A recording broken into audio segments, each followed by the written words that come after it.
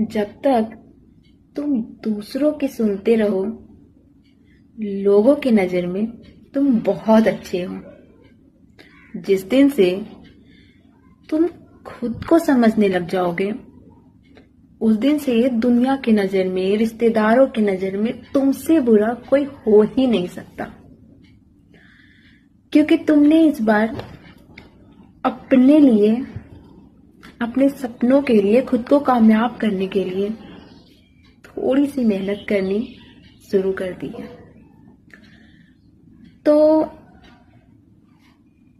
इस सफर में बहुत से रिश्ते छूटेंगे, दामन छूटेंगे, पर तुझे रुकना नहीं है, तुझे थकना नहीं है, तुझे करके दिखाना है उन हजारों को जिन्होंने तुझे कुछ भी नहीं समझा।